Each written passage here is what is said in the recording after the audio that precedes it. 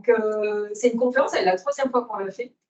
Merci, parce que ce n'est pas forcément les mêmes personnes qui viennent. Et c'est un sujet très, très important. Donc, je remercie personnellement et je remercie les Amazones et l'ICPF de m'inviter à pouvoir présenter un petit peu quelque chose qui est important en pathologie mammaire, essayer d'expliquer le plus simplement possible. Alors, n'hésitez pas, il y a des fois ça risque d'être un petit peu barbant, ça va être passé plus rapidement. Ça va en intéresser certaines parties sont plus ou moins intéressantes pour les uns ou pour les autres. Et n'hésitez pas, il faut que ce soit interactif aussi, n'hésitez pas même au cours de la présentation, c'est tout à fait informel. On aura la chance, alors j'ai la chance de connaître quelques personnes ici. Merci infiniment d'être venu, ça me touche beaucoup. Je ne sais pas si Léane parlera, mais je sais que Déborah a accepté de dire un petit mot de son traitement hormonal, et donc j'essaierai de lui faire le plus de place possible. Juste pour information, donc on est en partenariat avec l'Institut du cancer et l'ICPF, et du coup nos conférences sont filmées. Le sein, ça a une valeur symbolique bien évidemment extrêmement importante dans la féminité, dans la maternité, dans la fertilité. Et quand une femme est touchée par une telle maladie, ses fonctions symboliques sont mises en défaut et le retentissement peut être majeur. Alors, ces quelques définitions, je vais mettre un petit peu au clair. Peut-être que tout le monde ne sait pas ce que c'est qu'un cancer. Un cancer, c'est d'abord et avant tout un dérèglement du fonctionnement des cellules. On a dans nos cellules de l'ADN qui supporte les gènes qui ont alors un patrimoine génétique. Et quand il y a une ou plusieurs anomalies qui touchent ces gènes, que ce soit des anomalies constitutionnelles ou des anomalies acquises au cours de la vie, bien, certaines cellules vont acquérir des capacités à se multiplier sans plus avoir de contrôle de l'organisme dans lequel elles se développent. Ces cellules sont donc devenues cancéreuses. Elles vont petit à petit former un amas cellulaire qui va devenir une tumeur, qui va ensuite détourner des vaisseaux sanguins et pouvoir vivre sa propre vie et donner donc un cancer qui peut rester local, ou qui peut aller à distance, se détacher de la tumeur primitive et donner ce qu'on appelle des métastases dans les ganglions. Les ganglions sont un petit peu les voies de drainage de tous les organes. Tous les organes ont un système lymphatique qui permet de nettoyer un petit peu la tumeur, l'organe, quand il y a une infection, une inflammation ou même un cancer. Et donc, ce sont les premiers remparts contre le cancer. Et puis ensuite, si ce rempart est tombé, eh bien, les cellules peuvent aller migrer dans le reste de l'organisme et donner une métastase à distance.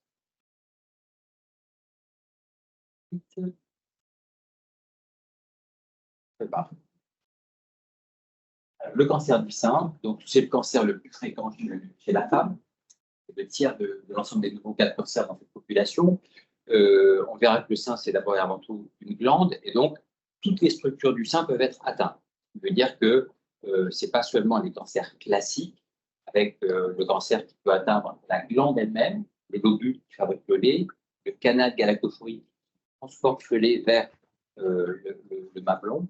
Ça peut aussi être d'autres structures, mais beaucoup plus rarement, on n'en parlera pas du tout ici, des structures notamment de soutien, des structures fibreuses, certaines collagéniques, qui donnent des tumeurs qui sont encore plus agressives, qui s'appellent des sarcomes, et qu'on peut voir au décours de certains cancers, quand il y a là aussi notamment des prédispositions génétiques, on peut avoir des cancers, des angiosarcomes, d'autres types de sarcomes du sein, au décours d'un traitement pour un cancer du sein. Donc les principaux cancers sont des cancers glandulaires, et donc les deux grands types, c'est lobulaire, le lobule, ou canalaire, le canal galactophorique. Ces cancers peuvent exprimer ou pas à leur surface et ensuite également sur leur noyau des récepteurs qui vont donner des signaux à l'ADN de la cellule pour que cette cellule grossisse ou se multiplie en fonction des stades de la vie ou des besoins ponctuels de l'organe du sein. Donc, 2 tiers à peu près des cancers du sein, voire peut-être même un peu plus, ça dépend des populations, vont continuer d'exprimer un ou des 2 récepteurs hormonaux. Ils s'appellent le récepteur à l'œstrogène et l'autre le récepteur à la progestérone. Ces récepteurs finalement, leur signification, c'est que la cellule est devenue cancéreuse, elle s'est donc dédifférenciée, mais elle n'a pas complètement oublié d'où elle venait. Elle a gardé cette expression hormonale qui permettra ensuite d'être utilisée pour ce traitement d'hormonothérapie, qui va être en fait une modulation de l'hormonothérapie, une modulation de ces récepteurs. Un troisième récepteur très important à connaître, c'est ce récepteur HER2, qui est présent jamais sur les cellules de sein normales, mais à peu près 15% des cellules cancéreuses. Ce récepteur HER2, il donne une capacité supplémentaire à la cellule cancéreuse pour se multiplier, proliférer, et finalement on appelle ça un driver, c'est le récepteur qui va conduire la tumeur. Et cette expression d'HER2, finalement, était extrêmement péjorative au début. On se rend compte que les patients qui s'en sortent très bien, parce qu'on a de plus en plus de traitements anti-HER2, eh bien, c'est cette catégorie de patients, quand les patients sont métastatiques, ce sont celles qui ont l'expression HER2, qui s'en sortent le mieux à 5 ans. C'est une étude qui s'appelle l'étude EDME, mais parce que c'est un biais, à mon avis, uniquement lié au fait que les laboratoires ont développé de très nombreuses drogues anti-HER2, donc il y en a plusieurs disponibles. Et c'est aussi ce qui est en train de se passer avec d'autres drogues, qu'on appelle des anticorps conjugués. Et il y a donc d'autres récepteurs qu'on connaît maintenant très bien sur les cellules, qu'on ne va pas forcément rechercher parce que ce n'est pas une présence de 60% ou de 15%, mais c'est une présence de 90%. C'est des récepteurs notamment qui s'appellent TROP2, qui sont présents dans 9 cas sur 10 dans les cancers du sein, et qu'on utilise pour venir bloquer la cellule cancéreuse avec de nouvelles molécules, donc ces anticorps conjugués. Il y en a un qui s'appelle le Trodelvy, qui est utilisé de plus en plus avec d'excellents résultats. L'évolution du cancer, on le sait, elle est très variable, et on sait qu'il y a des familles avec des prédispositions, et dans la famille, 2 ou 3 sœurs peuvent avoir un cancer, et le cancer va être totalement différent. L'une va faire le RH+, HER2-, l'autre va être HER2 positif, l'autre va être triple négatif. Les 3 récepteurs qu'on connaît sont négatifs. Et l'évolution, la rapidité d'évolution va être fondamentalement différente, alors même qu'on sait que dans ces cas-là, elles ont très souvent un même gène atteint, mais l'expression du gène est différente chez une personne donnée. Donc, l'évolution du cancer, elle peut se faire sur plusieurs mois, plusieurs années. J'ai l'habitude de dire qu'en général, on a le sein, c'est assez facile, c'est un organe externe.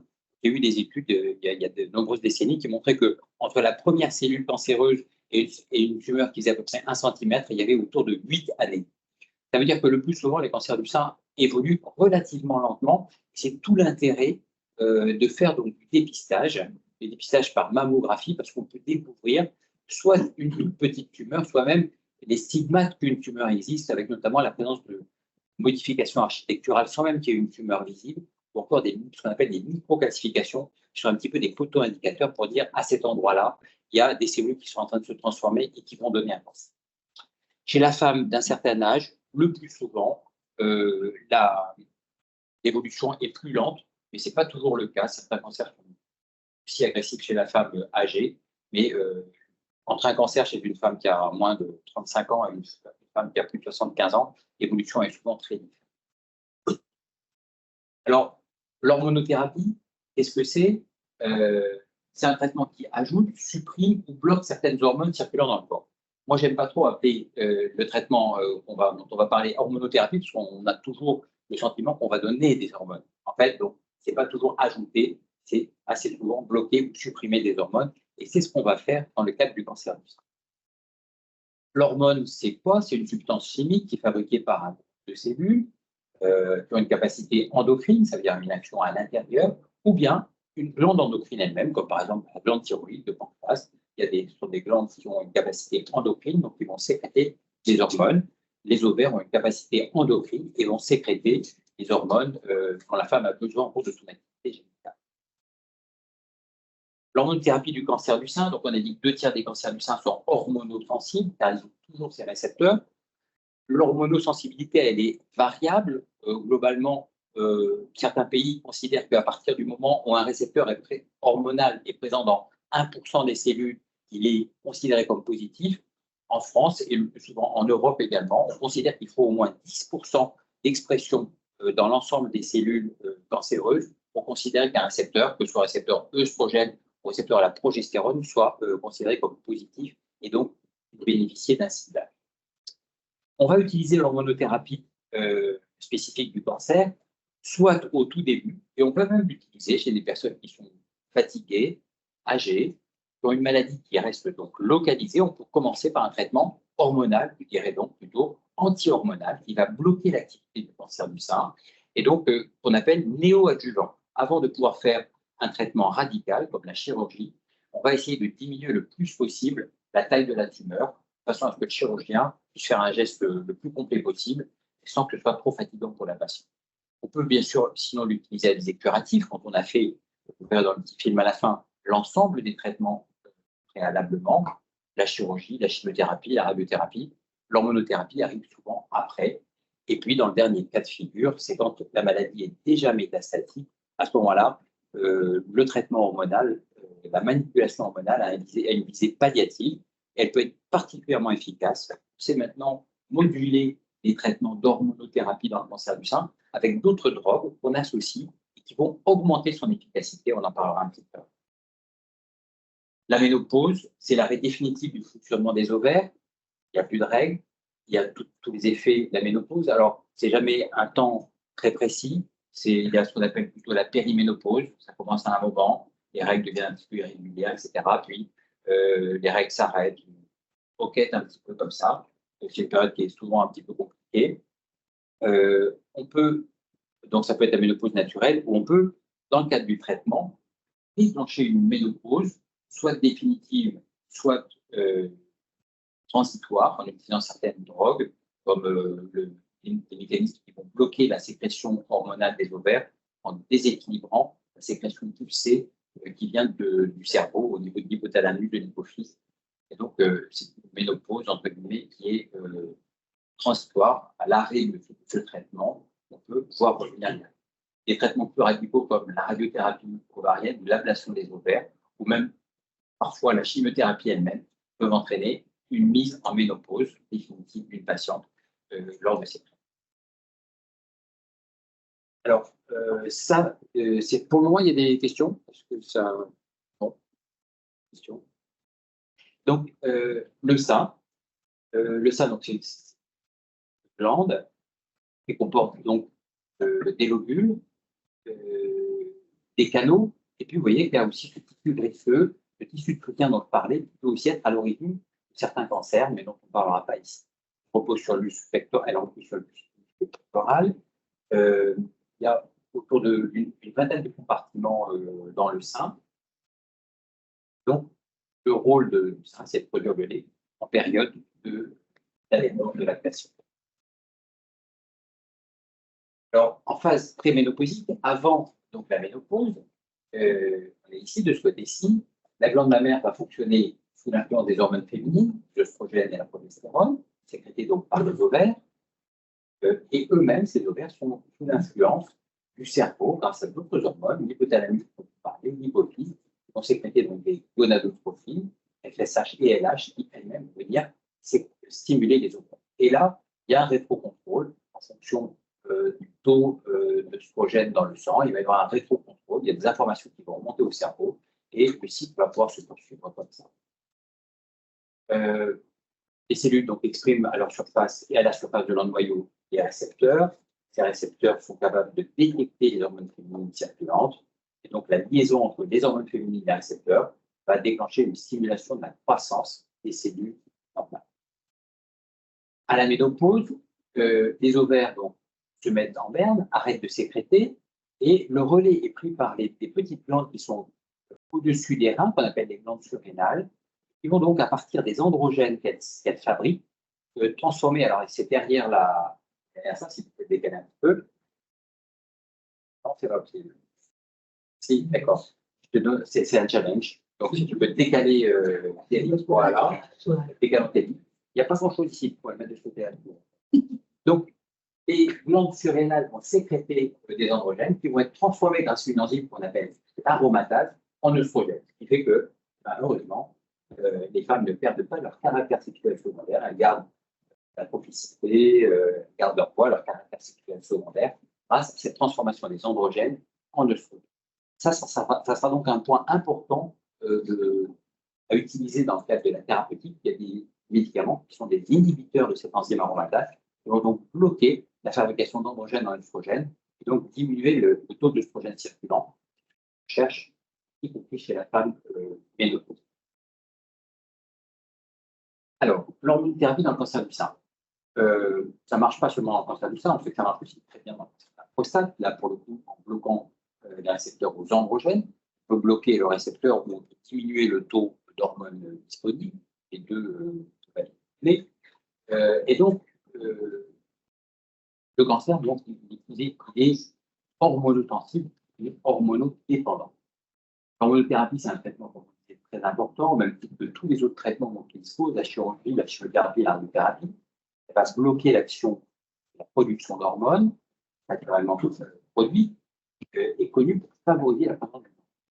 L'hormonothérapie a un effet suspensif. Ça n'a pas un effet comme une chimiothérapie cytotoxique, un effet cytostatique. Ça ne va pas détruire les cellules cancéreuses, mais ça va les empêcher de croître, ça les met quelque part en repos. L'association avec d'autres médicaments peut être beaucoup plus efficace entre l'hormonothérapie et un traitement qui va agir sur la croissance, sur le cycle cellulaire. Ces deux côtés, qui sont des traitements qui restent par voie orale, sont très efficaces et sont désormais le premier traitement de tous les cancers hormonodépendants quand ils sont métastatiques à un moment donné de leur évolution, soit au début, soit après. Et donc désormais, on utilise très souvent l'hormonothérapie modulée par ces autres médicaments pour débuter un traitement, et c'est un grand changement parce que les femmes n'ont pas forcément besoin d'une chimiothérapie de manière très prolongée au début de leur maladie métastatique. Alors, l'hormonothérapie, c'est donc une thérapie ciblée. S'il n'y a pas de récepteurs hormonaux, on l'a bien compris, ce n'est pas la peine de mettre un traitement anti-hormonal. C'est un très vieux traitement, déjà au XIXe siècle, il était utilisé. Et donc, moi, comme je disais, ça peut entraîner une confusion. Donc, ce n'est pas un traitement à base d'hormones, c'est un traitement qui va supprimer les hormones. Ce n'est pas une contraception, ce n'est pas un traitement hormonal substitutif. C'est peut-être j'enfonce peut-être des portes ouvertes, mais je préfère quand même le dire. Et donc, j'appelle ça plutôt une manipulation hormonale avec nécessité d'une cible, un ou deux récepteurs hormonaux. On peut déterminer la présence des récepteurs hormonaux de plusieurs manières, soit directement au microscope, soit par des techniques un petit peu plus complexes de biologie moléculaire. C'est parfois important parce qu'il y a des fois des discordances entre une négativité au microscope et une positivité pour une analyse de signature moléculaire. Plus le taux de récepteurs est élevé, donc on dit entre 10 et 100%, plus la tumeur est sensible à l'hormonothérapie et l'efficacité est supérieure quand les deux récepteurs hormonaux, œstrogène et progestérone, sont exprimés. Ça va toujours? Alors, donc, on a parlé déjà un petit peu. L'hormonothérapie, on peut donc la faire après les traitements classiques, la chirurgie, la chimiothérapie, la radiothérapie, et puis l'hormonothérapie adjuvante. Les patientes, souvent, ont l'impression qu'elles ont déjà subi un parcours extrêmement lourd, et quand on vient leur annoncer qu'elles vont encore avoir un comprimé par jour pendant 5 ans, ça peut être un petit peu compliqué, surtout si elles sont jeunes, elles ne sont pas encore ménopausées. Donc, elles vont se retrouver éventuellement avec des effets secondaires qui peuvent ressembler à la ménopause. Donc, ce n'est pas toujours facile. Mais ce traitement-là, il est extrêmement important, notamment pour éviter les rechutes de l'autre sein ou même des rechutes à distance. Il y a eu de nombreuses études qui ont été faites pour essayer de déterminer quelle molécule utiliser, la durée d'utilisation. On a dit, je me souviens moi avoir vu une patiente qui a eu 30 ans de manipulation, enfin de tamoxifène, 30 ans, elle est venue au bout de 30 ans, elle dit, je les prenais régulièrement, mais personne ne m'a dit de l'arrêter. Il y avait des traitements qui sont extrêmement prolongés. À un moment, c'était 10 ans, 5 ans de tamoxifène, 5 ans au moment quand la ménopause s'est installée, 5 ans d'inhibiteur d'aromatase. Après, ça a été 7 ans. On a toujours du mal, on a un petit peu du mal à être extrêmement précis dans la durée et le type de traitement anti-hormonal dans le cancer du sein. Les études sont encore en cours, permettront peut-être d'avancer. Voilà. Donc, on a parlé de la phase néoadjuvante, c'est avant une chirurgie ou une radiothérapie pour diminuer la taille de la tumeur. Et puis, donc, quand dans la phase métastatique, pour diminuer l'expression des métastases, des localisations secondaires. Alors, comment est-ce qu'elle agit, cette hormonothérapie? On reprend notre petit schéma là. Elle peut agir donc directement sur la production euh, des, des œstrogènes, donc en diminuant la fabrication des œstrogènes. On donne ce qu'on appelle un agoniste de la LHRH, et donc on surstimule cette voie de sécrétion entre l'hypothalamus, l'hypophyse et les ovaires. Cette surstimulation, puisque c'est un agoniste, eh bien, elle va bloquer la sécrétion normale par les ovaires. Donc le taux d'œstrogène va être très bas. Après, il y a des médicaments qui vont prendre la place des œstrogènes sur les récepteurs aux œstrogènes, c'est notamment le tamoxifène ou un autre médicament qui agit aussi sur le récepteur qui s'appelle Faslodex, fulvestrant. Et puis, il y a les autres médicaments qu'on donne plutôt à la ménopause, qu'on donne ici, qui vont donc bloquer la transformation des œstrogènes, des androgènes en œstrogènes, c'est les anti-aromatases. Il y en a 3 types, on les verra après. Les 3 types, ils sont là, Arimidex, Femara, Aromazine. Donc, vous avez peut-être entendu, il y en a qui sont non stéroïdiens et un qui est stéroïdien. La différence peut se voir entre ces 3 molécules-là, et c'est intéressant d'avoir 3 molécules parce qu'on peut éventuellement relayer l'une par l'autre et la tolérance peut être améliorée en changeant la molécule, alors même que l'effet final reste le même de blocage de la fabrication des molécules. Les agonistes de la LHRH, les seuls qu'on utilise chez la femme, c'est le décapeptile. On utilise le même genre de drogue pour l'homme, puisqu'on aura aussi cette fois un blocage de la sécrétion hypothalamo-hypophysaire et sur le testicule qui lui fabrique les androgènes. Donc on utilise le même mode opératoire, on surstimule cette voie, ce qui fait qu'elle va être déséquilibrée, elle ne va plus entraîner de stimulation de l'organe cible, l'ovaire. Je peux poser une question? Bien sûr. Parce que je ne suis pas sûre d'avoir compris. Le tamoxifène, c'est aussi un anti-aromatase? Non, le tamoxifène, lui, tu vois, il agit directement. En fait, il fait une compétition avec les œstrogènes. Il vient se mettre sur les récepteurs aux œstrogènes, et quand les œstrogènes sont présents, même s'ils sont en grande quantité, ils ne vont plus pouvoir stimuler le récepteur. Alors que là, l'hormonothérapie, ça peut s'adresser au récepteur lui-même ou à l'hormone qui vient stimuler le récepteur. Donc le tamoxifène, lui, il vient bloquer le récepteur. Il vient empêcher que les œstrogènes viennent se fixer dessus. Là, les anti-aromatases, eux, ces 3-là, Arimidex, Femara, Aromazine, ils vont simplement supprimer la fabrication des œstrogènes. Donc il y en aura moins qui circulera, et donc il y aura moins de possibilités de stimuler les récepteurs aux œstrogènes, et donc il y aura moins de possibilités qu'une cellule cancéreuse ou qui est précancéreuse se transforme parce qu'il y aurait beaucoup d'œstrogènes circulants et donc qui bénéficierait de cette présence d'œstrogènes circulants. C'est la question parce que moi j'ai été sur Arimidex. Oui. Et puis au bout d'un mois, j'avais tellement de réactions allergiques, c'était possible, j'avais encore couvert de clopes, on arrête tout. Et un mois après, j'ai pris tamoxifène. Et j'avais des soucis, et je termine dans 6 jours. J'ai 50 enfants. Bien sûr. Alors, et je pensais que c'était de la même famille, en fait. Et non, ils n'agissent pas de la même manière. Alors là, à droite, c'est ménopause, à gauche, c'est préménopause. En fait, les compartiments ne sont pas cloisonnés. Le tamoxifène peut être utilisé chez la femme ménopausée. Les anti-aromatases peuvent être utilisés chez la femme en préménopause. Mais la condition sine qua non pour utiliser, par exemple, chez une femme en préménopause, ces anti-aromatases, c'est d'abord de bloquer l'ovaire. Parce que sinon, si tu vas juste bloquer le mécanisme de fabrication des œstrogènes à la ménopause, c'est-à-dire ces glandes surrénales qui fabriquent à partir des androgènes des œstrogènes, eh ben, il va rester toute cette sécrétion normale par la voie ovarienne. Donc, il faut chez la femme préménopausée, on ne peut donner ces médicaments-là que si on a préalablement bloqué par un agoniste cette sécrétion ovarienne naturelle.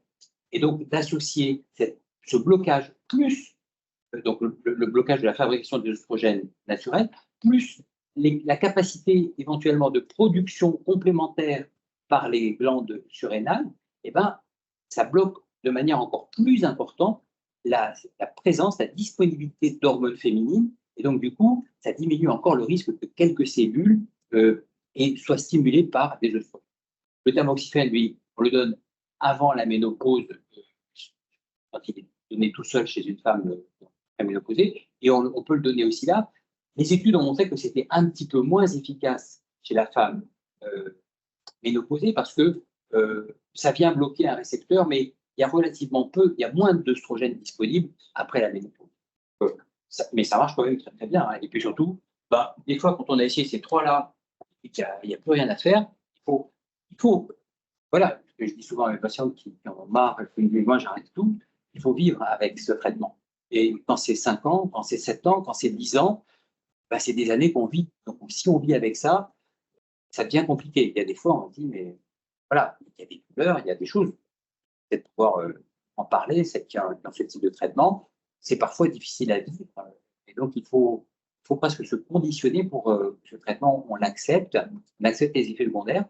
Et il se trouve quand même que le plus souvent, il y a une espèce de tolérance de l'organisme vis-à-vis de ces traitements. Donc, il y a un nouvel équilibre qui se fait, à la fois physique et aussi psychologique. On arrive à faire que ce traitement, qui est très important pour éviter qu'une maladie ne revienne, ou qu'une maladie métastatique soit bien traitée, on arrive quand même à le faire de manière prolongée et avec une tolérance correcte, mais en acceptant de ne pas être toujours droit dans ses bottes et en utilisant donc tout ce qu'on a à notre disposition. On peut aussi faire plus radicalement une castration chirurgicale en faisant donc une ovaryectomie ou une castration en faisant de la radiothérapie. Ça se fait beaucoup moins, mais si on fait une comparaison avec l'homme, qui bénéficie aussi de ces agonistes LHRH, les hommes qui ne veulent pas avoir ces piqûres, eux, c'est tous les 3 mois ou tous les 6 mois. La femme, c'est tous les mois, donc c'est un petit peu lourd. Eh bien, chez l'homme, il peut accepter ce qu'on appelle une pulpectomie, qui consiste à retirer la partie interne des 2 testicules, ce qui fait que sa sécrétion androgénique est à 0. C'est rarement proposé aux femmes parce que psychologiquement, c'est peut-être difficile. Même radiothérapie ovarienne pour supprimer la sécrétion ovarienne, c'est de nos jours beaucoup plus rarement proposé, mais c'est une solution qui était beaucoup utilisée avant.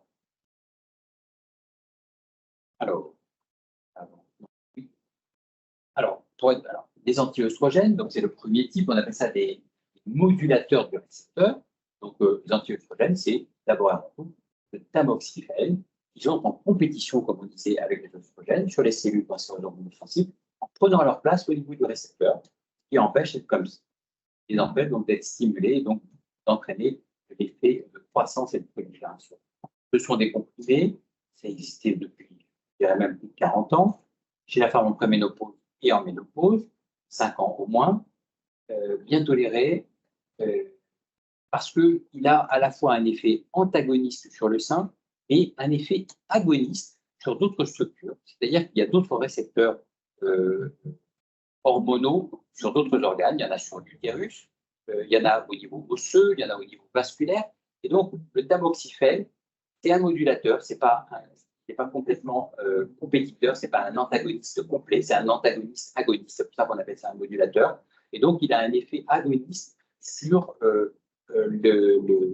la structure osseuse, ce qui fait que la femme qui est sous tamoxifène peut avoir une certaine conservation de sa capital osseux et aussi continuer d'être protégée au niveau vasculaire. La femme fait en général moins souvent d'accidents vasculaires avant la ménopause que l'homme, parce que justement, elle a cette espèce de protection grâce aux hormones naturelles et que continue d'exercer le tamoxifène.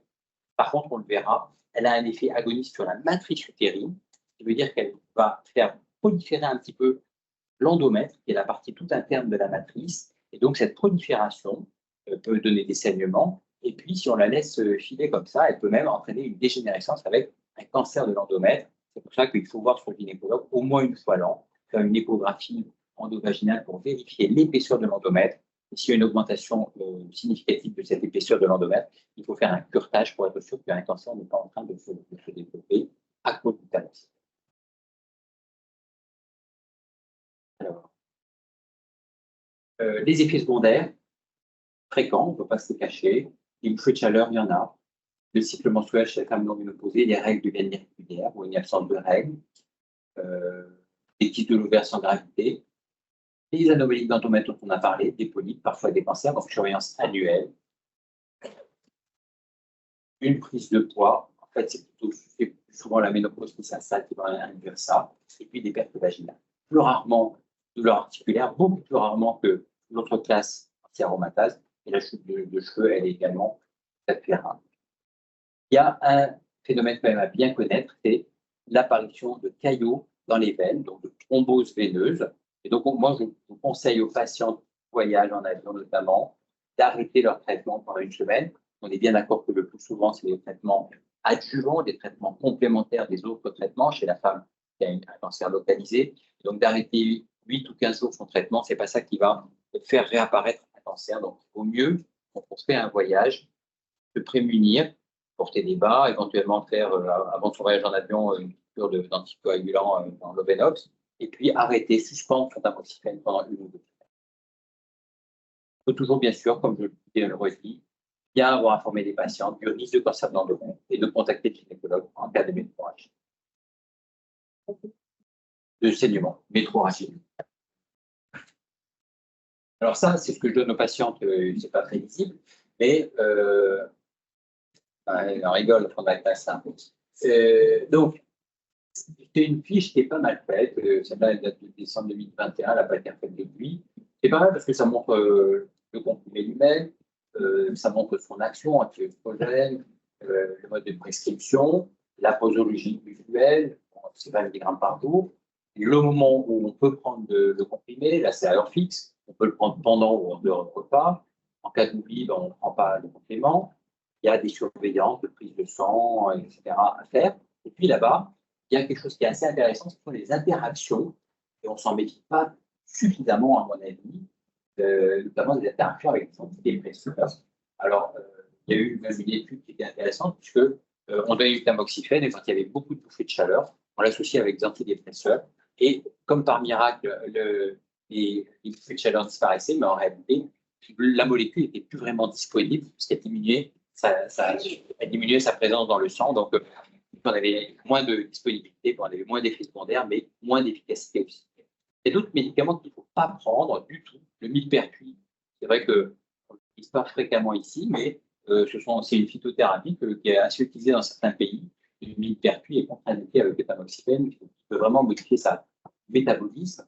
D'autres médicaments, en plus des antidépresseurs, comme certains antimycosiques, les anticoagulants oraux, le macrobol, certains inhibiteurs enzymatriques, les antiépileptiques, par exemple, et toutes les phytothérapies. Il faut demander éventuellement à son pharmacien systématiquement, est-ce que vous pensez qu'il y a, avec cette plante que je prends, un effet, une interaction significative avec mon traitement? Est-ce que ça peut diminuer ou augmenter sa disponibilité et donc augmenter ou diminuer les principaux effets secondaires, donc plan cutané sur la sécheresse, parfois quelques raches, des constipations, ou à l'inverse une diarrhée, des nausées, en rare, les saignements vaginaux, les métroragies, et puis dans le film, elle appelle ça le féli vert, là, c'est prurite, ça peut entraîner un prurite. Aussi, le plus souvent, c'est plus rarement les douleurs ostéo-articulaires.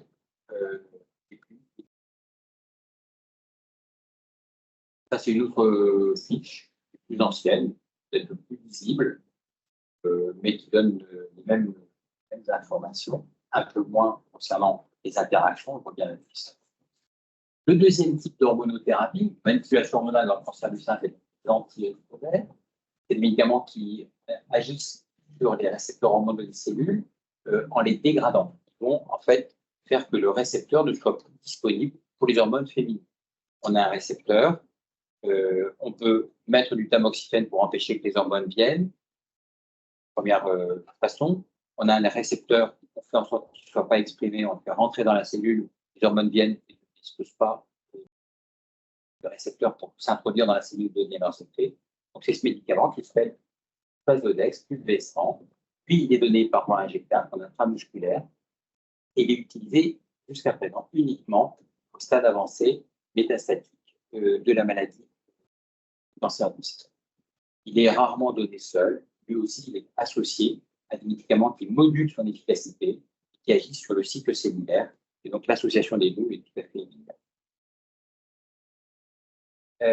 La troisième modalité, c'est les inhibiteurs d'aromatase. On a le récepteur, on a les hormones féminines, et si on diminue le plus possible ces hormones féminines, qui sont déjà pas très élevées quand on est à la ménopause, eh ben, on n'a plus de stimulation de ce récepteur. Donc, ils agissent en bloquant l'aromatase. Donc, il n'y a plus de transformation des androgènes en œstrogènes. Ils sont surtout prescrits chez la femme ménopausée ou bien chez la femme préménopausée si on a déclenché une ménopause en bloquant l'axe hypothalamo-hypophyse. Pas rien comme on l'a dit. Les 3 médicaments, on les a vus, l'étrozole, l'astrozole, l'exemestane, 3e génération, c'est toujours un comprimé par jour. Petite comparaison des effets secondaires du tamoxifène et inhibiteur d'aromatase. À bien retenir, le tamoxifène, il peut favoriser le cancer de la matrice en faisant un épaississement de la matrice, donc ça, c'est la surveillance principale. Les inhibiteurs d'aromatase, ce qu'ils donnent surtout, c'est une anomalie du métabolisme lipidique et puis une ostéoporose. Et l'autre effet secondaire principal du tamoxifène, c'est la thrombose veineuse. Et les effets secondaires, ils sont vraiment les plus importants à rechercher, même si ce n'est pas ceux qui vous embêtent le plus. Nous, c'est ce qu'on recherche systématiquement, en plus de toutes les autres manifestations que vous pouvez avoir. Pour ces troisième type de médicaments, l'inhibiteur d'aromatase, donc l'ostéoporose est assez fréquente. Ça dépend un petit peu du capital osseux que la patiente a pu acquérir au cours de sa vie. Et donc, on fait initialement une radiographie de la colonne pour voir s'il n'y a pas d'excroissance osseuse qui pourrait faire des artefacts quand on va faire l'analyse de la densité osseuse et être sûr qu'il n'y ait pas déjà des fractures, des tracements vertébraux. Et on y associe, donc c'est ce qu'on appelle une ostéodensitométrie. On va donc calculer la densité osseuse. On la calcule ici en France et en Europe en faisant une analyse de la hanche, du fémur gauche et de la colonne lombaire. On fait ces deux sites de façon à avoir toujours les mêmes références, toujours au même endroit. Et on les fait parce que il y a moins d'arthrose au niveau de la hanche qu'au niveau lombaire. Quand il y a un peu d'arthrose au niveau lombaire, ça peut fausser le résultat et faire que on ait l'impression qu'il y ait une capacité osseuse conservée parce que tout simplement, il y a de l'arthrose, il y a de la construction osseuse, et donc on va se retrouver avec des taux normaux à l'ostéodensitométrie, alors qu'il y a déjà une ostéoporose significative. Donc, en comparant les deux sites, on arrive à faire un diagnostic et à dire s'il y a de l'ostéoporose ou pas. Donc, on le fait au début, puis ensuite, on va le faire une fois par an, ou en fonction des manifestations, s'il y a une fracture, un tassement osseux qui s'installe, une fracture, s'il y a d'autres manifestations qui apparaissent. En général, on le fait une fois par an, pour s'assurer qu'il n'y a pas de baisse trop importante et rapide de la capacité osseuse. Et s'il y a cette baisse, s'il y a cette ostéopénie, cette ostéoporose, eh bien, on va faire un traitement qui va prévenir ou corriger ce déficit. Là aussi, donc, la petite fiche, c'est pour l'armidex, le plus fréquemment prescrit, avec l'aspect du comprimé recto-verso, la prise, donc, une prise par jour à l'heure fixe pendant ou en dehors des repas. Là aussi, il n'y a pas de condition par rapport à l'horaire des repas. Pas de prise si on l'oublie ou s'il y a un vomissement. Les interactions, là, c'est pamplemousse et hyperclinique. Et puis, il est déconseillé de fumer au cours de tout traitement. De toute façon, je vous avoue que je dis toujours qu'il est déconseillé de fumer, quel que soit le traitement.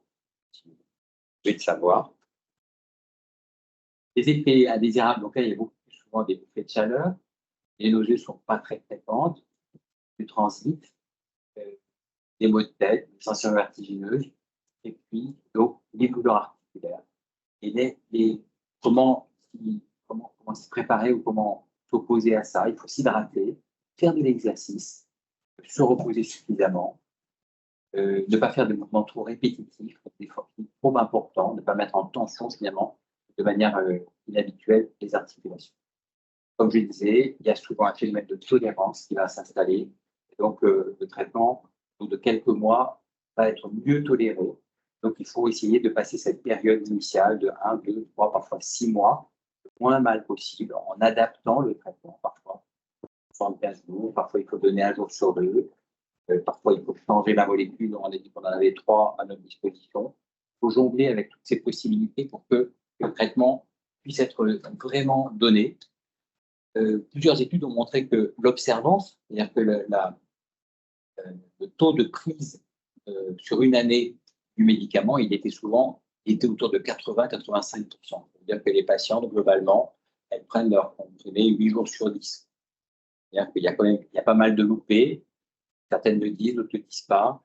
On n'est pas des policiers, on n'est pas là pour fliquer les gens, mais on essaye de vraiment le faire dire parce que c'est important. Quand on voit qu'un traitement, quand c'est métastatique, ne marche pas, on essaye de s'assurer que le traitement est réellement pris. Parce que s'il n'est pas vraiment pris, s'il est pris 2 jours par semaine, comme j'ai vu récemment, la maladie elle continue d'évoluer, ça ne marche pas, ça ne suffit pas.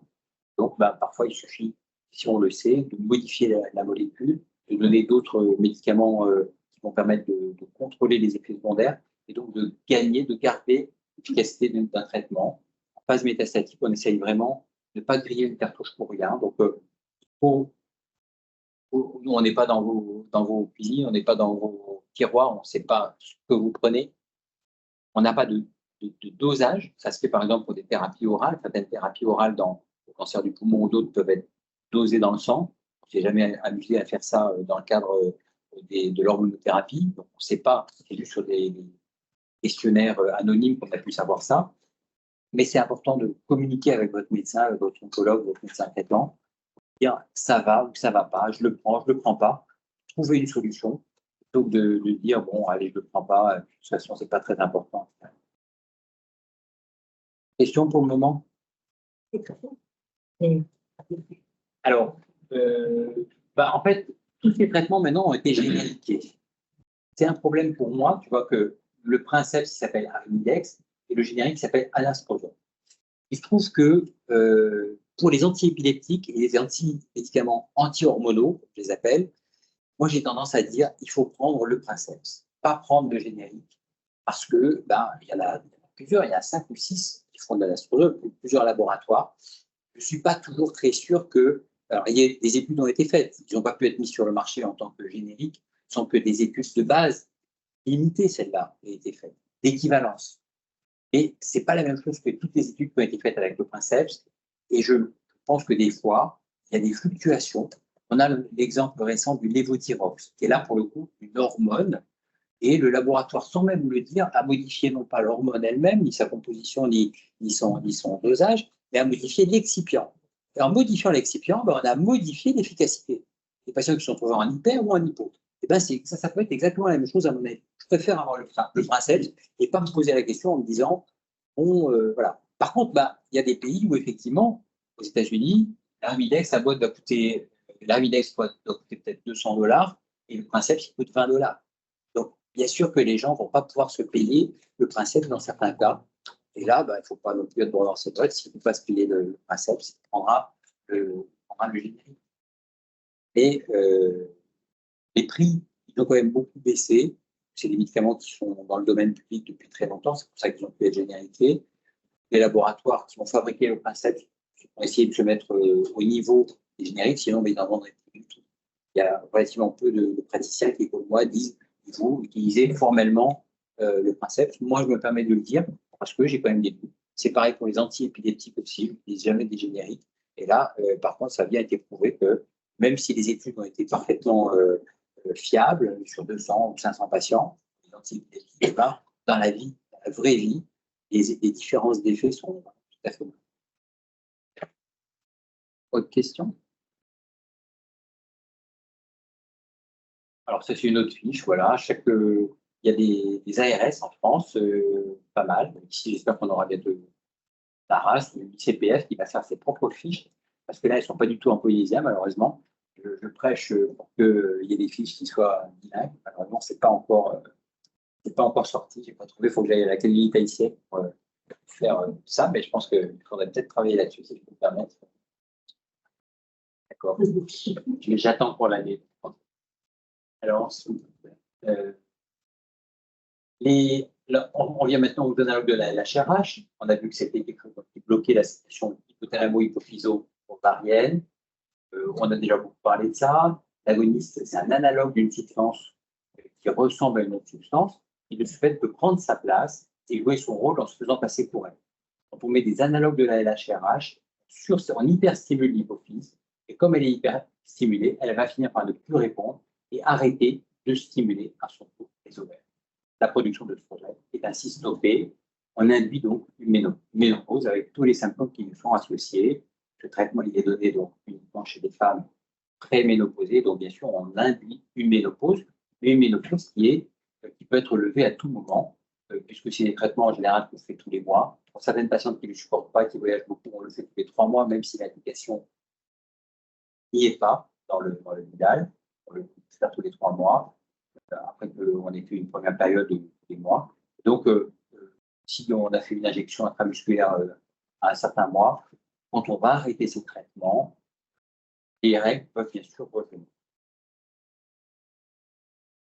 Donc, c'est une castration chimique, les indications, donc le cancer du sein métastatique, hormonodépendant, femme ménopausée, et puis non métastatique, hormonodépendant, femme non ménopausée, et on peut y associer soit du tamoxifène, soit plutôt une anti-aromatase pour vraiment faire que le taux d'œstrogène soit le plus bas possible. Les molécules, donc le décapeptine, l'énantone et la gozérinine, ces 3 molécules qui sont utilisées donc en mensuel. Les effets secondaires, c'est la ménopause, séchage vaginal, libido, de l'humeur, les maux de tête, sudation excessive. Parfois, on a une augmentation du calcium au tout début du traitement quand il y a une métastasie. Alors, les non médicamenteux, on a parlé de l'ovariectomie et de l'irradiation des ovaires, c'est beaucoup utilisé. Radical, c'est uniquement dans des cas de maladie métastatique. Et là, donc, on arrive au take-home message. Donc, 75%, donc entre 2 tiers et 3 quarts des cancers du sein expriment des récepteurs hormonaux, soit l'œstrogène, soit la progestérone numéro 2. C'est un traitement systémique très efficace des cancers du sein, l'hormonothérapie. Les recommandations actuelles, c'est au moins 5 ans d'hormonothérapie adjuvante, cancer du sein non métastatique. Le tamoxifène est efficace chez la femme avant et après la ménopause. Il a des effets secondaires opposés et d'autres similaires à l'œstrogène.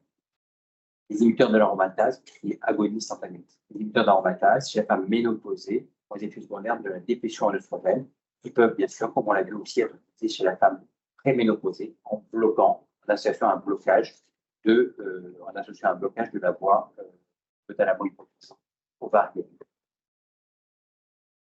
Il y a un petit clip qui m'a semblé bien fait. Alors, je ne sais pas si on le présente maintenant ou si... je crois qu'il fait 3 minutes. On a encore un peu de temps. Ah, bon. D'accord. Ok, alors on lance la vidéo et après vous aurez tout le temps de poser des questions. Salut, t'as dispo là? Vas-y, je suis en réunion d'équipe, mais il n'y a aucun problème, je t'écoute si c'est d'un week-end tout à l'heure. Bon, c'est un week-end, mais c'est un peu gênant pour moi. Mais si, vas-y, il n'y a aucun problème, je t'écoute.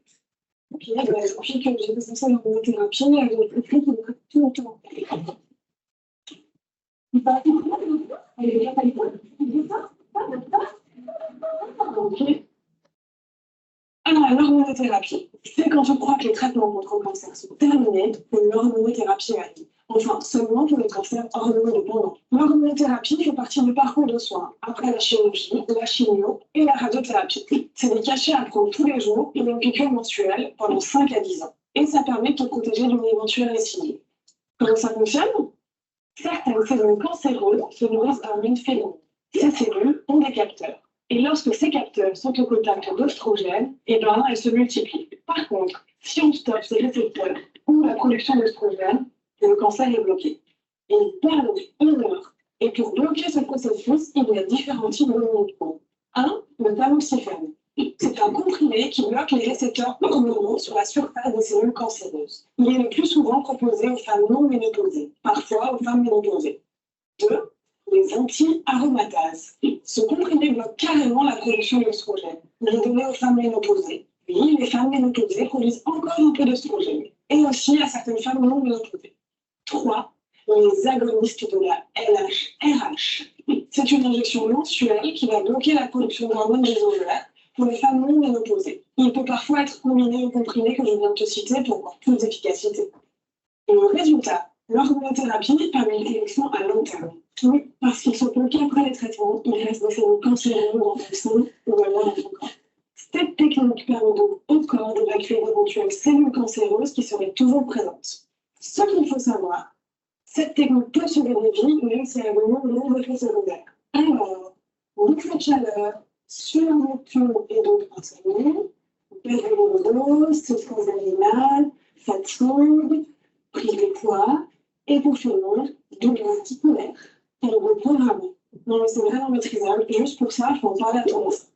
Il y a plein de solutions qui existent, et personnellement, j'ai testé, ça fonctionne. Alors, il y a tous les soins de support, genre l'hypnose, l'acupuncture, etc., le négociation, l'activité physique, et puis parfois même des médicaments qui peuvent vraiment soulager et améliorer ton quotidien. Il faut également savoir que certaines de ces molécules peuvent entraîner une dégradation de la solubilité des eaux, une augmentation du cholestérol, le cancer de l'utérus et même trop d'eau. Ça, c'est les formations d'un caillot dans les veines, des membres ou des poumons. Donc, il faut bien suivre tout ça. Dernière chose, l'hormonothérapie ne te dispense pas de méthode de contraception. Même si tu n'as pas tes règles, ton gynéco sera conseillé une méthode non hormonale, comme par exemple le stérilet au cuivre ou les préservatifs. En résumé, l'hormonothérapie est un traitement pour les cancers hormonodépendants. Ce traitement arrive en fin de parcours de soins après la chirurgie, la chimio et la radio.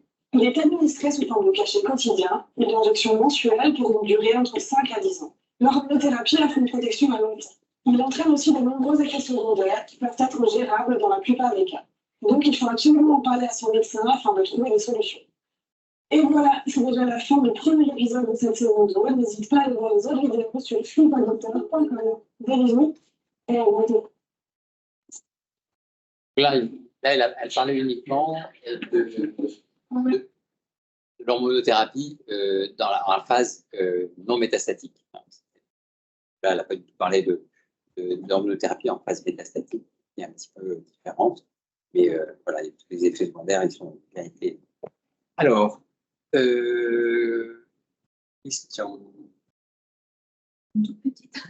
J'avais entendu dire qu'il ne fallait pas prendre de soja, ça, parce que justement, ça nous hormones. Il y a des phytoœstrogènes Oui. dans le soja, tout simplement. Il y a des œstrogènes, des phytoœstrogènes. Et donc, quelque part, tu vas un petit peu à l'encontre du traitement que tu fais. Essayer de diminuer le taux d'œstrogène ou de diminuer la disponibilité des œstrogènes. Et à côté de ça, tu viens te charger en œstrogène. Donc, il vaut mieux éviter. Exactement.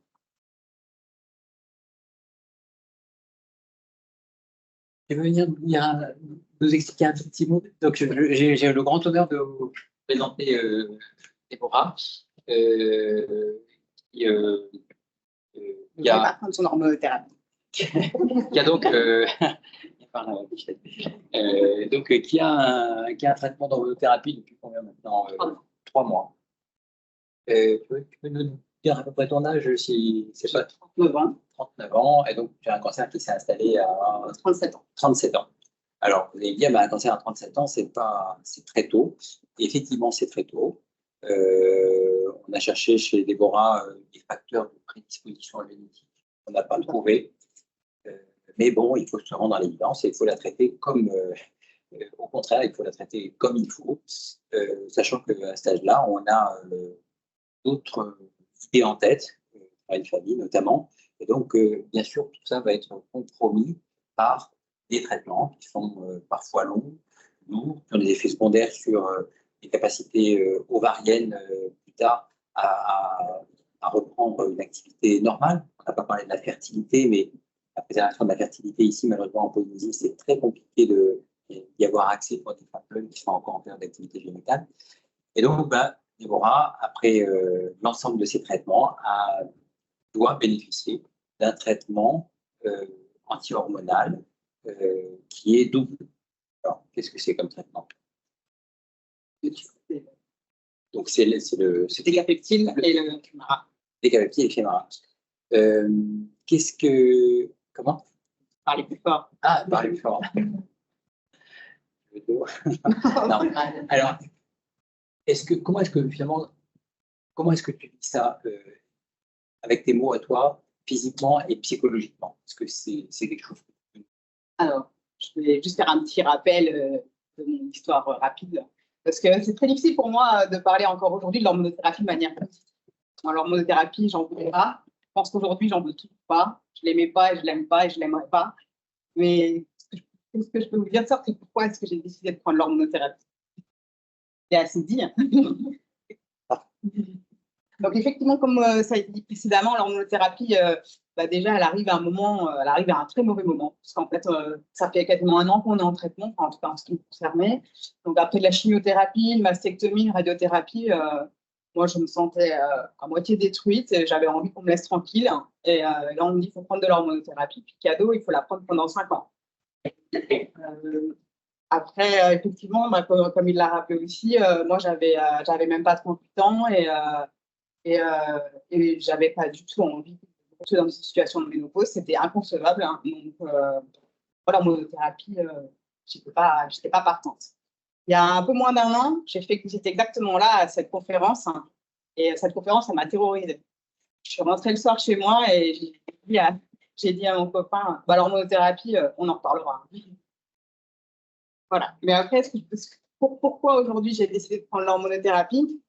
Ben, déjà, la première chose que je dirais, c'est que je voulais pas, quand je suis arrivée à la fin de la radiothérapie, ben, mon médecin m'a pas mis la pression. Il savait que je voulais pas.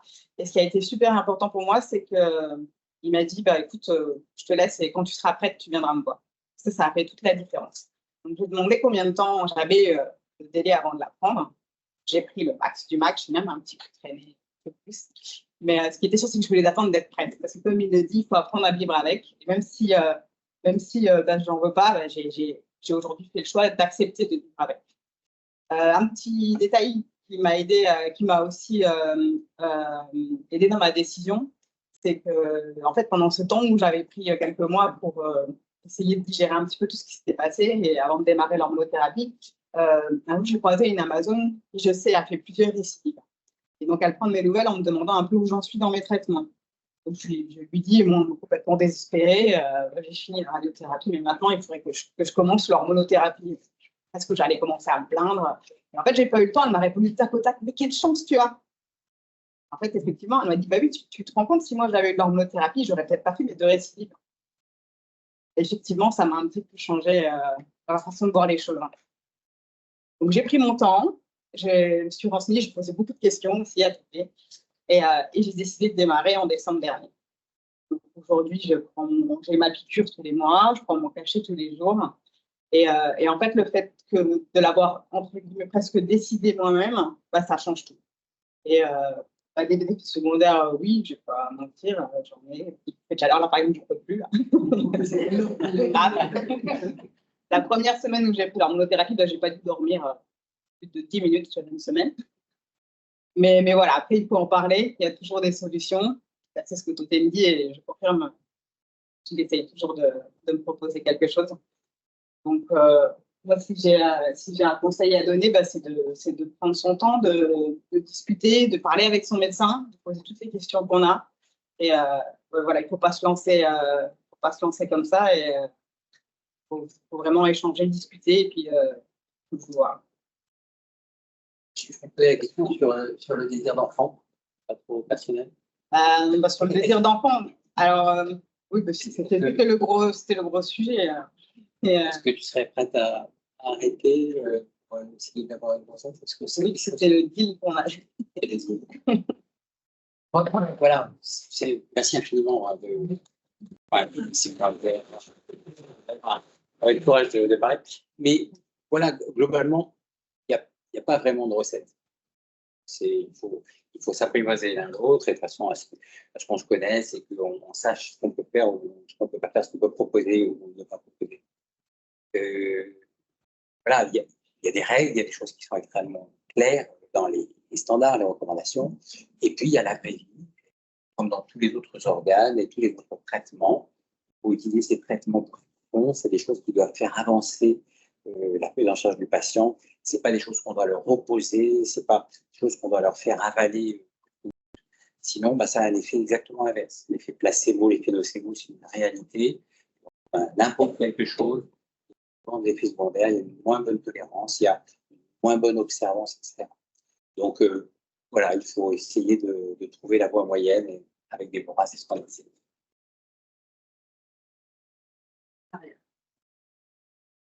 Je suis sûr que tu connais ça aussi. Question.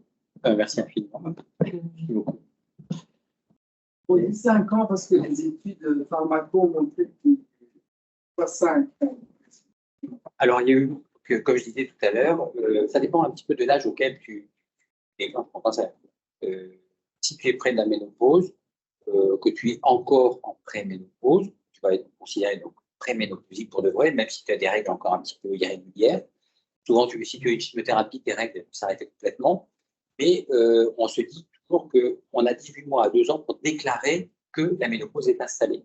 Même y compris en faisant les prises de sang, machin truc, ça peut quand même revenir dans les 10 mois à 2 ans. Enfin, plus tu vas être proche de la date théorique de ta ménopause, moins il y a de chances que tes règles reviennent.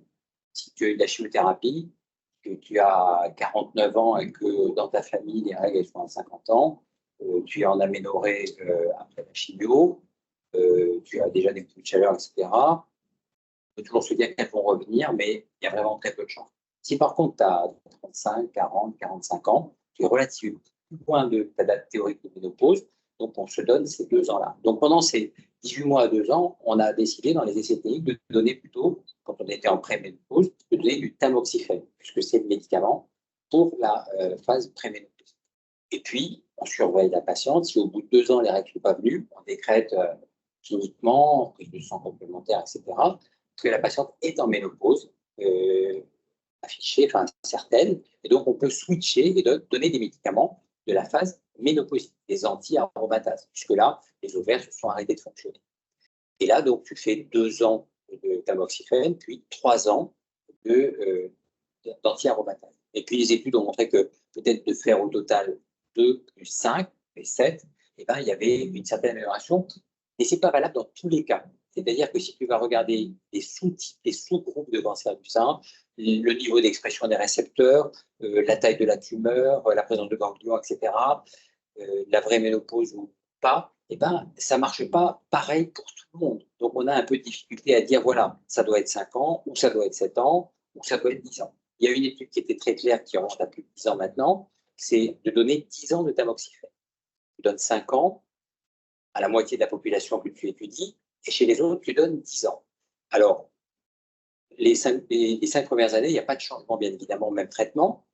Et puis, entre 5 et 10 ans, il y a relativement peu de différence entre 5 ans, on s'arrête, ou on continue jusqu'à 10 ans. Cette période-là, de 5 à 10, pas de grand changement. Mais après 10 ans, on a vu que le taux de récidive chutait drastiquement chez les patientes qui avaient pu prendre des 10 ans de tamoxifène, qu'elles aient été ou pas en ménopause.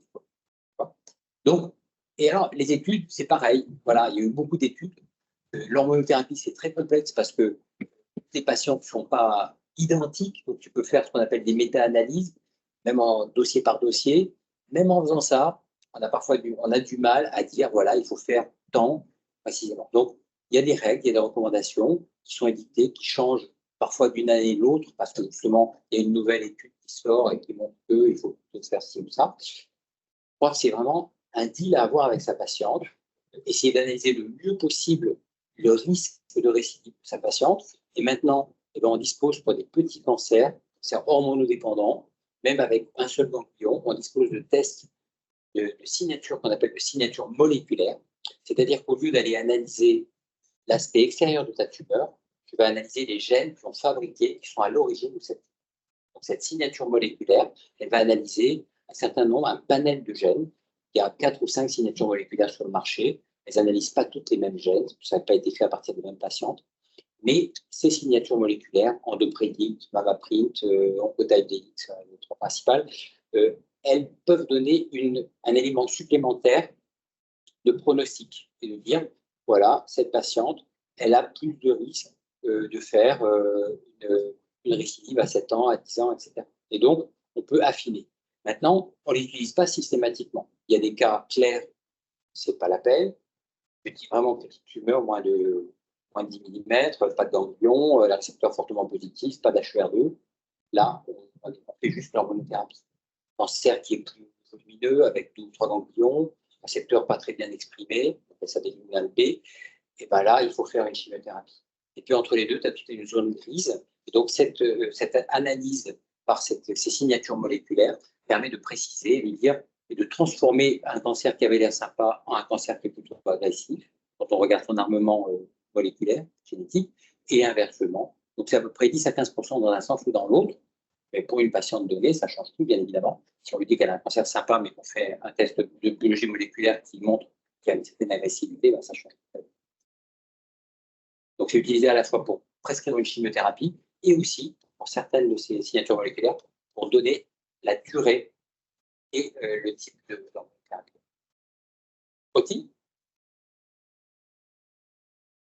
Et je crois qu'on avait jusqu'à maintenant, c'est ça? Oui, voilà. C'est l'heure. On peut continuer à discuter. OK. Question, non, c'est bon? Oui, non, non. Vous avez bien dit que finalement la prise en charge de CPS, c'était pas réglé. Alors, c'est après la fin des traitements. Pour moi, c'est après la fin des traitements. Donc, déjà, quand on voit que la CPS, bon, vous avez discuté, je pense que l'ICPF a l'intelligence de faire venir la CPS et de pouvoir discuter pied à pied avec ceux qui sont nos capiteurs ou qui dictent notre conduite. Mais déjà, il y a une anomalie dans le sens où un traitement du cancer du sein, quand il y a une chimiothérapie première, une chirurgie, une radiothérapie, éventuellement une chimiothérapie post-chirurgie, donc ça peut être 8, 9, 10 mois, même là, c'est un an. Donc déjà, il faut considérer que, bien sûr, on donne la longue maladie pendant la durée du traitement, quelle qu'elle soit, et ensuite, il faut donner par 5 ans, par période de 5 ans, je veux bien que ce soit, mais à renouveler. C'est-à-dire qu'après la fin du traitement global, c'est-à-dire que l'hormonothérapie, je ne l'intègre pas là-dedans, parce que c'est un traitement d'entretien, on va dire, mais si c'est 1 an de traitement, il y a la longue maladie 1 an, et on donne 5 ans après. Et ensuite, eh ben, on redonne, c'est une façon un petit peu aussi de surveiller la patiente, parce qu'il y a des patientes qui ont leur 100%, mais qui ne vont pas en profiter. Et donc, quand elles voient qu'elles ne sont plus à 100%, ça va les stimuler peut-être à revenir faire leur mammo, leur consultation, leur prise de sang, etc. Mais, à mon avis, la surveillance du cancer du sein étant ce qu'elle est, le risque de récidive étant un peu supérieur, bien évidemment, quand on a fait un cancer du sein à la population générale, la surveillance doit être annuelle, clinique et mammographie à vie. Même si on vit jusqu'à 90 ans, c'est ça. Donc la CPS devrait accorder uniquement pour ça, s'il n'y a pas de métastase, s'il n'y a rien d'autre, eh bien, un examen clinique avec une consultation spécialiste et une mammographie annuelle à vie. Et donc, rien pour ça de redonner la longue maladie sans rechigner. Parce que la patiente qui, au bout de 5 ans, sa longue maladie, son carnet a été retiré, elle se dit, je suis complètement guérie. C'est fini, je ne fais plus mes surveillances, je ne vais plus voir le doté. Et on se retrouve, les récidives sont à 2 et 7 ans. Les pics de récidive, globalement. Ce n'est pas vrai pour tous les sous-types, mais globalement. Donc, si on fait 5 ans de traitement et qu'on retire la maladie, il y a des patients à 7 ans qui vont se retrouver avec une maladie qui récidive, qu'on aurait pu récupérer très tôt en faisant cette surveillance annuelle et qu'on va récupérer 2-3 ans après quand la maladie ne sera plus récupérée. Donc, c'est de leur responsabilité de décider de faire ou pas. Et à mon avis, il faut vraiment. Moi, je m'étais dit qu'un jour, j'ai déjà vu Monia Alouache, que vous allez avoir là, je l'ai sensibilisé à ça. Je pense que c'est en remettre une louche, ça sera sûrement. La prochaine conférence, c'est mardi prochain. On essaye de s'adapter en fonction des emplois du temps des intervenants. Donc, mardi prochain, c'est avec la CPS, c'est ça. Voilà, c'est la CPS ici. Rapide, on discute, mais bon, on fait en fonction des intervenants. Il y a la pharmacienne, il y a le médecin conseil, c'est Monia Alouache, Monia, et une troisième personne.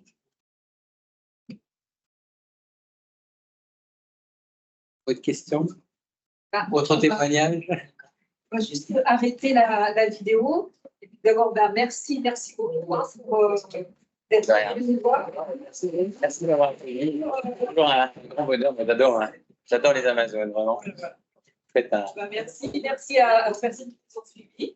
Et puis à celles qui vont regarder la vidéo, s'il y a des questions, il ne faut pas hésiter à revenir vers nous. Je retransmets, du coup, il y a eu 2 personnes qui sont connectées en vidéo. Stéphana, du coup, a pas de questions. Et du coup, remercie pour l'intervention de ce soir. Et Karine, qui, pareil, a été intéressée par la soirée. Et j'embrasse les beaux-parents. Alors, moi, c'est ça. C'est la bonne soirée.